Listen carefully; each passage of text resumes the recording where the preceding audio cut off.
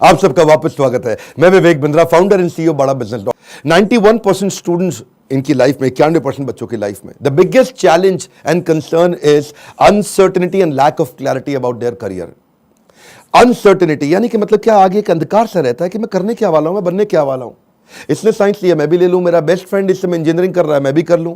ये chartered accountancy की तैयारी कर रहा है तो मुझको भी कर लेना चाहिए। तो सबसे बड़ा चैलेंज है पीयर का प्रेशर। आजू बाजू वाला भी होता है कि भाई दोस्त मेरे क्या कर रहे हैं, कुछ माँ बाप बताते हैं, लेकिन खुद की स्ट्रेंथ के बारे में नहीं पता।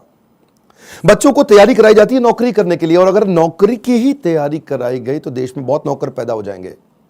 बच्चों को यह नहीं सिखाया जाना चाहिए कि क्या सोचे, उनको सिखाया जाना चाहिए कि कैसे सोचे। ये कितना इंपावरिंग स्टेटमेंट है ना, कि बच्चों को यह मत सिखाओ कि क्या सोचे, उनको सिखाओ कि वो कैसे सोचे। यानी कि जब उनका वो थॉटफुलनेस बढ़ जाता है, वो व्यक्ति जो विद्या के दरवाजे खोलता है वो जेल के दरवाजे बंद करता है। बड़ा प्रोफाउंड स्टेटमेंट है, फिर समझिए। जो विद्या के दरवाजे खोलता है वो जेल के दरवाजे बंद कर देता है। इसीलिए शिक्षा का मकसद नौकरी नहीं, नौकर नहीं बनाने, मालिक क्रिएट करने। तभी आप आज नौकरी के लिए क्या कर रहे हैं? लोगों को रेफरेंस चाहिए, सरकारी नौकरी चाहिए, मेरे को कोई पहचान मिल जाए, मेरे को जान पहचान का मिल जाए। पहचान से मिला काम बहुत समय के लिए नहीं रहता। One more time, come on। पहचान से मिला काम बहुत समय के लिए नहीं रहता, लेकिन काम से मिली पहचान जिंदगी भर रहती है। आज आईआईएम्स में क्या पढ़ाई होती है? उनको बिजनेस की आर्मी के सोल्जर्स बनाए जा रहे हैं।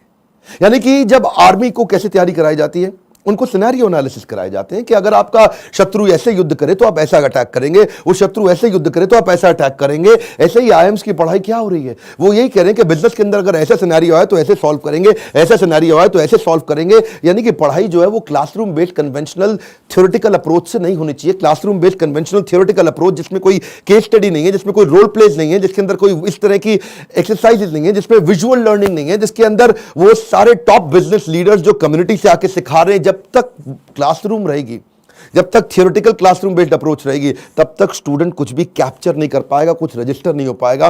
किसी भी स्टूडेंट से पूछिए, आज आप में से कई एंटरप्रेन्योर भी हो सकता है मेरे वीडियो देख रहे हैं, और आप भी महसूस करते हैं कि जो आपने स्कूल कॉलेज में पढ़ा उसमें से कितना याद रहा आपको। आज कोई आप 3rd ग्रेड या 2nd ग्रेड MBA कॉलेज उठा लीजिए, 5 से 8 से 10 लाख रुपया तो 2 साल का हर कोई ले लेता है। और जो अच्छे कॉलेज देते हैं वो 20 से 25 से 30 लाख ले लेते हैं।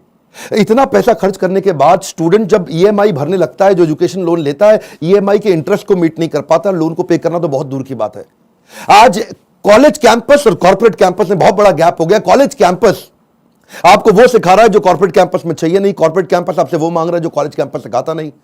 इसलिए एक बच्चा आज कॉर्पोरेट को ऐसा चाहिए जो 5 का काम करे, और 5 बच्चे मिलकर 1 का काम नहीं कर पा रहे, क्योंकि गैप बहुत है इंडस्ट्री के अंदर, बहुत बड़ा गैप है। उसका कारण क्या है? क्योंकि प्रोफेसर और लेक्चरर ऐसे हैं जिनको 25, 30, 35 हजार रुपए महीना तनख्वाह मिल रही है। जब 25,000, 30,000 रुपए महीने वाला प्रोफेसर होगा ना, तो ज्यादा चांसेस है कि वही प्रोफेसर होगा जो बेचारा जिंदगी में और कुछ नहीं कर पाया, इसलिए यहां पे आ गया। और जब आप ऐसे में 10-20 लाख रुपए खर्च कर देते हैं MBA कॉलेज के लिए, एग्जामिनेशन के लिए, आप डिग्री लेने के लिए, आपको रिजल्ट आता नहीं है। इसी के लिए